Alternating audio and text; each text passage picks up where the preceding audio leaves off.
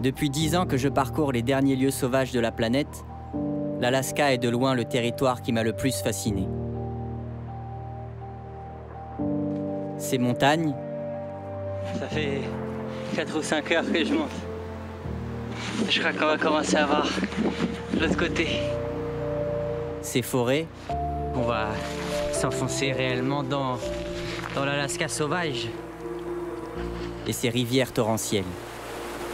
Ah là là, on avance tellement vite. C'est fou, sans aucun effort. Toutes les créatures qu'elle abrite m'ont donné un aperçu de ce que la planète avait toujours été, magnifiquement riche et complexe. Il est gros celui-là, il est très gros. Cette quête de retour à la nature a trouvé un nouvel écho en découvrant l'histoire de Richard Dick Penneky. L'histoire d'un homme qui tourna le dos à la civilisation avec ce rêve fou de revenir à la vie sauvage.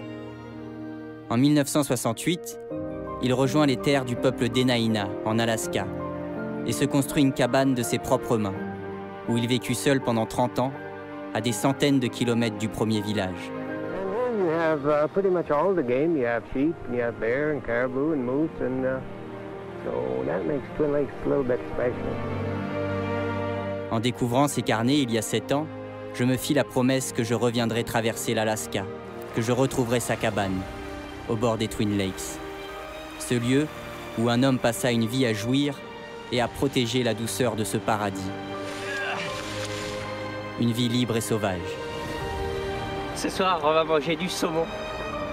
Atteindre cette cabane est une obsession. Voilà comment je grappille des quelques mètres en rampant par terre.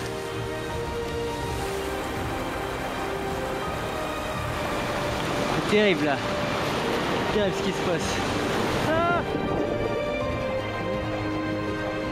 D'après les mots de Dick, la vallée des Twin Lakes est la porte vers le dernier paradis terrestre, la dernière parcelle d'un monde perdu et dont je rêve inlassablement depuis toutes ces années.